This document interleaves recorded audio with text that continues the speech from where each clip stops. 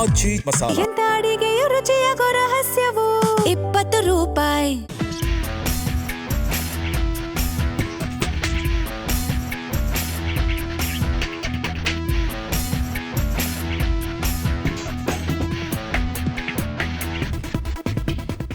Hi hello ನಮಸ್ತೆ. ಬಣ್ಣದ ಹೆಜ್ಜೆ ವಿಶೇಷ ಕಾರ್ಯಕ್ರಮಕ್ಕೆ ಸ್ವಾಗತ. ನಾನು ಯಶೋಧ ಪೂಜಾರಿ. ವೀಕ್ಷಕರೇ, ಇವತ್ತಿನ ಬಣ್ಣದ ಹೆಜ್ಜೆ ಕಾರ್ಯಕ್ರಮದಲ್ಲಿ ನಮ್ಮ ಜೊತೆ ಇದ್ದಾರೆ ನಮ್ಮ ಪ್ರೀತಿಯ ಸುಂದರ್ ರಾಜ್ ಸರ್. 40ಕ್ಕೂ ಹೆಚ್ಚು ವರ್ಷಗಳ ಕಾಲ 250ಕ್ಕೂ ಹೆಚ್ಚು ಸಿನಿಮಾಗಳನ್ನು ಸಿನಿಮಾ ಇಂಡಸ್ಟ್ರಿಗೆ ಕೊಟ್ಟಂತಹ ಅದ್ಭುತ ಪ್ರತಿಭೆ ನಮ್ಮ ಪ್ರೀತಿಯ ಸುಂದರ್ ರಾಜ್ ಸರ್. ಹೆಂಗಂತಂದರೆ ಇವತ್ತಿಗೂ ಕೂಡ ಟೀನೇಜ್ ಯುವಕರು ನಾಚುವಂತೆ ಕೆಲಸ ಮಾಡಿಕೊಂಡು ಮನೇನೂ ಬ್ಯಾಲೆನ್ಸ್ ಮಾಡಿಕೊಂಡು, ಈ ಕಡೆ ಫಿಲಮ್ ಚೇಂಬರ್ನಲ್ಲೂ ಕೆಲಸ ಮಾಡಿಕೊಂಡು, ಆ ಕಡೆ ಸಿನಿಮಾ ಸೀರಿಯಲ್ ನಾಟಕ ಅಂತಲೂ ಮಾಡಿಕೊಂಡು ಓಡಾಡ್ತಾ ಇರುವಂತಹ ನಮ್ಮ ಕನ್ನಡದ ಹೆಮ್ಮೆಯ ಕಲಾವಿದ ಸುಂದರ್ ರಾಜ್ ಸರ್ ಇವತ್ತು ನನ್ನ ಜೊತೆ ಇರ್ತಾರೆ. ಇವರ ಇಡೀ ಸಿನಿಮಾ ಜರ್ನಿ, ಇವರ ಬಾಲ್ಯ ಆಗಿರ್ಬೋದು, ಯೌವನ ಆಗಿರ್ಬೋದು, ಸಿನಿಮಾಗಳು, ನಾಟಕಗಳು, ಎಲ್ಲ ವಿಚಾರಗಳನ್ನು ಎಲ್ಲೋ ಒಂದು ಸ್ವಲ್ಪ ಅಡಗಿಸಿಟ್ಟಿರ್ತಾರೆ. ಅದೆಲ್ಲವನ್ನೂ ಕೂಡ ಇವತ್ತು ನನ್ನ ಜೊತೆ ಶೇರ್ ಮಾಡ್ಕೊಳ್ತಾರೆ ಅನ್ನೋ ಒಂದು ಭರವಸೆಯ ಮೂಲಕ ಅವ್ರನ್ನ ಕಾರ್ಯಕ್ರಮಕ್ಕೆ ವೆಲ್ಕಮ್ ಮಾಡ್ತಾ ಇದ್ದೀನಿ. ಸರ್, ಕಾರ್ಯಕ್ರಮಕ್ಕೆ ಸ್ವಾಗತ. Thank you Yashoda. ಹೇಗಿದ್ದೀರಾ ಸರ್? ಅಫ್ಕೋರ್ಸ್, ನೋಡಿ ಹೇಗಿದ್ದೀನಿ, ಹೆಂಗೆ ಕಾಣಿಸ್ತೀನಿ. ಸೂಪರ್. ಯವ್ವನ ಪುಟಿದ್ ಹೇಳುತ್ತದಲ್ಲ, ಹಂಗಿದ್ದೀರಾ ಸರ್. 18 ಸ್ವೀಟ್ 18 ಥರನೇ ಇದ್ದೀರಾ ನೀವು. ಸರ್, 1973ರಿಂದ ಶುರುವಾದಂತಹ ಜರ್ನಿ ಇವತ್ತಿಗೂ ಸಾಗ್ತಾ ಇದೆ. 250ಕ್ಕೂ ಹೆಚ್ಚು ಸಿನಿಮಾಗಳನ್ನು ಸಿನಿಮಾ ಇಂಡಸ್ಟ್ರಿಗೆ ಕೊಟ್ಟಂತಹ ಅದ್ಭುತ ಪ್ರತಿಭೆ, ಅದ್ಭುತ ಕಲಾವಿದ. ಯಾವುದೇ ಪಾತ್ರ ಕೊಟ್ಟರು ಕೂಡ ಆ ಪಾತ್ರವನ್ನು ಅಚ್ಚುಕಟ್ಟಾಗಿ ನಿಭಾಯಿಸಿ, ಪಾತ್ರದ ಒಳಗೆ ಹೋಗಿ ಜೀವಿಸಿ ಎಲ್ಲರನ್ನ ರಂಜಿಸಿದಂತಹ ಕಲಾವಿದ. ನಂಗೆ ಖುಷಿ, ತುಂಬ ಗೂಸ್ ಬಂಪ್ಸ್ ಬರ್ತಾ ಇದೆ. ಅಷ್ಟು ದೊಡ್ಡ ಜರ್ನಿ ನಿಮ್ಮದು. ಸೊ ತಮಿಳ್ನಾಡಿನಿಂದ 3 ವರ್ಷದ ಮಗು ಬೆಂಗಳೂರಿಗೆ ಬರುತ್ತೆ, ಅಲ್ಲಿಂದ ಶುರುವಾಗುತ್ತೆ ಇಡೀ ಜರ್ನಿ. ಹೇಗಿದೆ ಸರ್ ಫೀಲ್? ತುಂಬ ಖುಷಿ. ಒಂದ್ಸಲಿ ಲೈಫನ್ನು ರಿವೈಂಡ್ ಮಾಡಿ ನೋಡಿದಾಗ ಗೊತ್ತಾಗತ್ತೆ. ನಾನು ಬೆಂಗಳೂರಿಗೆ ಬಂದಾಗ ನನಗೆ 1954 1954ನೇ ಇಸ್ವಿನಲ್ಲಿ ನಮ್ಮ ತಂದೆ ಅದಕ್ಕೆ ಮುಂಚೆ ಬೆಂಗಳೂರಿಗೆ ಬಂದು ಹೋಗಿದ್ದಾರೆ. ಯಾಕೆಂದರೆ ನಮ್ಮ ತಂದೆ ಬಂದಾಗ ಬೆಂಗಳೂರಿಗೆ ಐ ಥಿಂಕ್ 1939 ಇರಬೇಕು. 1939ನೇ ಇಸ್ವಿಗೆ ಬಂದಿದ್ದು ನಮ್ಮ ತಂದೆ. ಕೆಲಸ ಹೊಡ್ಕೊಂಡು ಬಂದಿದ್ದಾರೆ. ಯಾಕೆ ಅಂತಂದರೆ ಆವಾಗ ಇನ್ನೂ ಅವ್ರಿಗೆ ಕಾಲೇಜು, ಅವ್ರು ನಮ್ಮ ತಂದೆ 1921 ಬಾರ್ನ್. ಅವರು 21 ಬಾರ್ನ್ ಆದಾಗ ಅವ್ರಿಗೆ 18-19 ವರ್ಷ ಆದಾಗ ಊರಲ್ಲಿ ನಮ್ಮದು ಈ ಸೇಲಂ ಪಕ್ಕದಲ್ಲಿ ಒಂದು ಮೋಹನೂರು ಅಂತ ಬರುತ್ತೆ, ನಾಮಕ್ಕಲ್ ಮೋಹನೂರು ಅಂತ ಬರುತ್ತೆ. ಅದೊಂದು ಕುಗ್ರಾಮ, ಅದು ಚಿಕ್ಕ ಗ್ರಾಮ. ಅದು ಒಂದು ಹೇಳಬೇಕು ಅಂದರೆ ಒಂದು 10ರಿಂದ 15 ಮನೆಗಳೇ ಇದ್ದಿದ್ದಲ್ಲಿ. ಸೊ ಅಲ್ಲಿ ನಮ್ಮಪ್ಪ ಹುಟ್ಟಿದ್ದು. ಸೊ ನಮ್ಮ ಅಪ್ಪನಿಗೆ ಮದುವೆ ಆದ ನಂತರ, ಅದಕ್ಕೆ ಮದುವೆ ಆಗೋಕ್ಕೆ ಮುಂಚೆ ಅವರು ಬಂದು ಇಲ್ಲಿ ಕೆಲಸ ಮಾಡ್ಕೊಂಡು ನೋಡಿದ್ರು. ಕೆಲಸ ಎಲ್ಲೂ ಸಿಕ್ಕಿಲ್ಲ, ವಾಪಸ್ಸು ಬಂದುಬಿಡ್ತಾರೆ ಅವರು. ವಾಪಸ್ ಬಂದ ತಕ್ಷಣ ಏನಾಗುತ್ತೆ, ಮತ್ತೆ ಟ್ರೈ ಮಾಡ್ತಾರೆ, ಇನ್ನೊಂದು ಸಲ ಹೋಗೋಣ ಅಂತ ಬಂದಾಗ ಅವ್ರಿಗೆ ಐ ಥಿಂಕ್ 1942-43 ಆ ಪೀರಿಯಡಿಗೆ ವಾಪಸ್ ಬರ್ತಾರೆ. ಅಲ್ಲಿ ಬೆಂಗಳೂರು ಕಂಟೋನ್ಮೆಂಟ್ ಏರಿಯಾ ಎಲ್ಲ ಸುತ್ತಾ ಇರ್ತಾರೆ ನಮ್ಮಪ್ಪ. ನಮ್ಮಪ್ಪ ಹೇಳಿರೋದು. ಆವಾಗ ಏನಾಗುತ್ತೆ, ಅಲ್ಲಿ ಬೆಂಗಳೂರಿನ ಚಳಿ ತುಂಬ ಇತ್ತು, ತುಂಬ ಚಳಿ. ಅದು ಸಮ್ಮರಲ್ಲೂ ಚಳಿ ಇರೋದು, ವಿಂಟರಲ್ಲೂ ಚಳಿ ಇರೋದು, ಮಳೆಗಾಲ. ಅಂದರೆ ಒಂಥರ ಬೆಂಗಳೂರು ಒಂದು ರೀತಿಯಾಗಿ ಇಂಗ್ಲೆಂಡ್ ಥರ, ಸ್ಕಾಟ್ಲ್ಯಾಂಡ್ ಇಂಗ್ಲೆಂಡ್ ಥರ ತುಂಬ ಚೆನ್ನಾಗಿದೆ. ಆವಾಗ ಕಂಬಳಿ ಕೊಡ್ತಾ ಇದ್ರಂತೆ. ಆ ಚಳಿ ತಡೆಯೋಕ್ಕಾಗದೆ ನಮ್ಮ ಅಪ್ಪ ಹೋಗಿ ನನಗೊಂದು ಕಂಬಳಿ ಕೊಡಿ ಅಂತ ಕೇಳಿದಂತೆ. ಆವಾಗ ಇಲ್ಲಪ್ಪ, ಕಂಬಳಿ ಇಲ್ಲ, ಹಂಗೆಲ್ಲ ಕೊಡೋಕ್ಕೆ ಬರೋದಿಲ್ಲ, ಇದು ಯಾರು ಮಿಲ್ಟ್ರಿ ಸೇರ್ಕೋತಾರೋ ಸೋಲ್ಜರ್ ಆಗಿ ಅವ್ರಿಗೆ ಕೊಡ್ತೀವಿ. ಆವಾಗ ಒಂದಷ್ಟು ಟೆಂಪ್ರರಿ ಸೆಕೆಂಡ್ ವರ್ಲ್ಡ್ ವಾರ್ ನಡೀತಾ ಇತ್ತು. ಆವಾಗ ಬೇಕಾಗತ್ತೆ. ಹಾಗೆ ಅಲ್ಲಿಗೆ ಕಮಿಷನ್ ಅಂದರೆ ರ್ಯಾಂಕಲ್ಲಿ ಹೋಗೋಕ್ಕಾಗಲ್ಲ. ಕೆಲವರು ಡೈರೆಕ್ಟಾಗಿ ಮಿಲ್ಟ್ರಿ ಸೇರ್ತಲ್ಲ, ಆ ಥರ ಆಗಲ್ಲ. ಇಲ್ಲಿ ಒಂಥರ ಟೆಂಪ್ರರಿಯಾಗಿ ತೊಗೊಂಡು ಆಮೇಲೆ ಬಿಟ್ಬಿಡ್ತಾರೆ. ಇವ್ರಿಗೆ ಬದುಕು, ಬಡತನ ಮತ್ತು ಕೆಲಸ ಬೇಕು ಅನ್ನೋಕ್ಕೋಸ್ಕರ ನಮ್ಮಪ್ಪ ಆ ಕಂಬಳಿ ಕೊಟ್ರಲ್ಲ ಅಂತ ಮಿಲ್ಟ್ರಿ ಸೇರ್ಕೊಂಡ್ಬಿಡ್ತಾರೆ. ಮಿಲ್ಟ್ರಿ ಹೊರಟೋಗ್ತಾರೆ. ಈ ವಿಷಯ ನಮ್ಮ ಅಜ್ಜಿಗೂ ತಾತಂಗೂ ಗೊತ್ತೇ ಆಗೋದಿಲ್ಲ.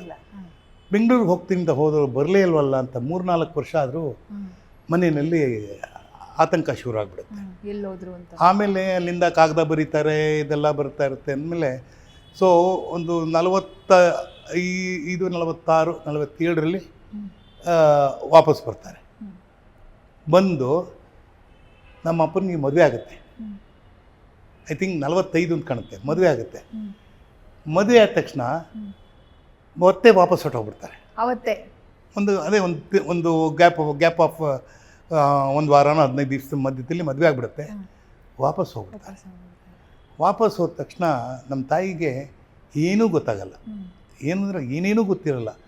ನಮ್ಮ ತಾಯಿ ಮದುವೆ ಆದ ಸಂದರ್ಭದಲ್ಲಿ ಆಕೆಗೆ ಒಂದು 20 ವರ್ಷ ಇರ್ಬೋದು ಅಂತ ಕಾಣುತ್ತೆ, ಚಿಕ್ಕ ವಯಸ್ಸು. ಸೊ ಆಮೇಲೆ ಬರ್ತಾರೆ. ಬಂದ ತಕ್ಷಣ ಕೆಲಸ ಹುಡ್ಕೊಂಡು ಬರ್ತಾರೆ. ಇಲ್ಲಿ ನಮ್ಮ ಅಣ್ಣ ಹುಟ್ಟುಬಿಡ್ತಾನೆ ಅಷ್ಟು. ಆಮೇಲೆ ನಮ್ಮ ಅಣ್ಣ 1949 ಅವನು ಹುಟ್ಟಿದ್ದು. ನಾನು 1951, 1951. ಅಷ್ಟೊತ್ತಿಗೆ ಏನಾಗುತ್ತೆ, ಮಕ್ಕಳನ್ನ ಹೇಗೆ ಸಾಕೋದು ತುಂಬ ಕಷ್ಟ, ಕೆಲಸ ಇಲ್ಲ. ಮಿಲಿಟ್ರಿನೂ ಅಲ್ಲಿಂದ ಕಳಿಸ್ಬಿಡ್ತಾರೆ, ಅವ್ರನ್ನ ವಾಪಸ್ ಕಳಿಸ್ಬಿಡ್ತಾರೆ. ಅಂದರೆ ವಾರ್ ಮುಗಿಯುತ್ತೆ, ಎಲ್ಲನೂ ವಾಪಸ್ ರೀಟ್ರೆಂಚ್ ಅಂತಾರೆ, ಬಿಟ್ಬಿಡ್ತಾರೆ. ಕೆಲಸ ಹುಡ್ಕೊಂಡು ತಿರ್ಗಾ ಬೆಂಗಳೂರಿಗೆ ಬರ್ತಾರೆ. ಆವಾಗ ಏನು ಮಾಡ್ತಾರೆ, ನಮ್ಮ ಅಜ್ಜಿ ಹೇಳ್ತಾರೆ, 2 ಮಕ್ಕಳಿದ್ದಾರೆ, 2 ಸಾಕೋಕ್ಕಾಗಲ್ಲ, ಚಿಕ್ಕವನ್ನ ಕರ್ಕೊಂಡೋಗಿ ದೊಡ್ಡವನ್ನ ನಾವೇ ನೋಡ್ಕೋತೀವಿ ಅಂತ ಹೇಳಿ ನಮ್ಮ ಅಜ್ಜಿ ಸುಪರ್ದಿನಲ್ಲಿ ನೋಡ್ತಾರೆ. ನಾನು, ನಮ್ಮ ಅಪ್ಪ, ನಮ್ಮ ಅಮ್ಮ ಬೆಂಗಳೂರಿಗೆ ಬಂದ್ಬಿಡ್ತೀರಾ. ಬೆಂಗಳೂರು ಬಂದಿದ್ದು 1954 ಬರ್ತೀವಿ. ಅದು ಬಾಂಧನವರ ಬೀದಿ ಅಂತ ಒಂದು ಸರ್ವೇರ್ ಸ್ಟ್ರೀಟ್ ಅಂತ ಬಸವನಗುಡಿನಲ್ಲಿ ಬರ್ತೀವಿ. ಅಲ್ಲಿಂದ 10 ರೂಪಾಯಿ ಬಾಡಿಗೆ. ಸುಬ್ಬಮ್ಮನ ಮನೆ ಅಂತ, ಮನೆ ಹೆಸರು ಸುಬ್ಬಮ್ಮ ಅಂತ. ನಮಗೆ ಬಹಳ ವರ್ಷ ಶೀಜ ವಿಡೋಯರ್ ಅವರು. ಅವ್ರ ತಂದೆ ರಾಮಸ್ವಾಮಿ ಅಂತ ಅವ್ರು ಇರ್ತಾರೆ. ಅವರು ಅಲ್ಲೇ ಇರ್ತಾರೆ. ಮತ್ತು ಅವರು ಕುಟುಂಬ, ದೊಡ್ಡ ಮನೆ, ಅದು ದೊಡ್ಡ ಮನೆ. ಹಿಂದೆ 2 ಒಂದು ರೂಮ್ ಅಂತಲೂ ಹೇಳೋಕ್ಕಾಗಲ್ಲ, ಒಂದು ಚಿಕ್ಕ ಹಾಲು, ಅಡುಗೆ ಮನೆಯಲ್ಲೇ ಬಚ್ಚಲ ಮನೆ, ಅಲ್ಲೇ ಇದು ಒಂದು ಅಡುಗೆ ಮನೆ ಅಷ್ಟೇ. ಅಡುಗೆ ಮನೆಯಲ್ಲೇ ಬಚ್ಚಲ ಮನೆ, ಸ್ಟೋರ್ ರೂಮು ಎಲ್ಲ ಒಂದೇ. ಒಂದು ಹಾಲು ಅಷ್ಟೇ, ಒಂದು 10 ರೂಪಾಯಿ ಬಾಡಿಗೆ. ಆ 10 ರೂಪಾಯಿ ಬಾಡಿಗೆ ಕಟ್ಟಬೇಕಾದ್ರೆ ನಮ್ಮ ಅಪ್ಪನ ಕೆಲಸ ಇದ್ದಿದ್ದು ಯಾವುದೋ ಹರ್ಕ್ಯುಲಸ್ ಟೈರ್ಸ್ ಅಂತ, ಕಳಾಸಿಪಾಳ್ಯದಲ್ಲಿ ಹರ್ಕ್ಯುಲಸ್ ಟೈರ್ಸ್ ಅಂತ. ಅವ್ರಿಗೆ 20 ರೂಪಾಯಿ ಸಂಬಳ. ಆ ಮನೆಗೆ ಬಂದು ಸೇರ್ತೀವಿ. ಆ ಮನೇಲಿ ನನ್ನ ತಂಗಿ ಹುಟ್ತಾಳೆ. 1954 ಅಕ್ಟೋಬರಲ್ಲಿ ನನ್ನ ತಂಗಿ ಹುಟ್ತಾಳೆ. ನಾವು ಅದಕ್ಕೆ ಮುಂಚೆ ಬಂದಿರ್ತೀವಿ. ಸೊ ನಾನು ಬಂದಾಗಲೇ ಆಲ್ಮೋಸ್ಟ್ ನಮ್ಮಮ್ಮ ಪ್ರೆಗ್ನೆಂಟ್ ಆಗಿಬಿಟ್ಟಿರ್ತಾರೆ. ಅದು ನಂಗೆ ಗೊತ್ತಿಲ್ಲ, ಆ ವಯಸ್ಸೆಲ್ಲ ಗೊತ್ತಿಲ್ಲ. ಬಟ್ ಅಲ್ಲಿಂದ ತಿರ್ಗಿ ಮತ್ತೆ ನಾವು ಹುಟ್ಟಿದ್ದು ಶ್ರೀರಂಗಂ. ನಾವೆಲ್ಲ ತಮಿಳ್ನಾಡು ಟೆಂಪಲ್ ಟೌನ್ ಅಂತ ಕರೀತಾರೆ ಅದನ್ನು. ಭಾಳ ವಿಶೇಷವಾದ ದೇವಸ್ಥಾನ. ಅಲ್ಲಿ ನಮ್ಮ ಹುಟ್ಟಾಗತ್ತೆ. ಬೆಂಗಳೂರು ಬಂದು ಸೇರ್ತೀವಿ. ಇದು ನನ್ನ ಬಿಗಿನಿಂಗ್, ಬೆಂಗಳೂರಿನ ಬಿಗಿನಿಂಗ್. ಓಕೆ, ಹೆಂಗಿತ್ತು ಸರ್ ಬೆಂಗಳೂರು ನೀವು ಕಂಡಂತೆ ಅಂದು?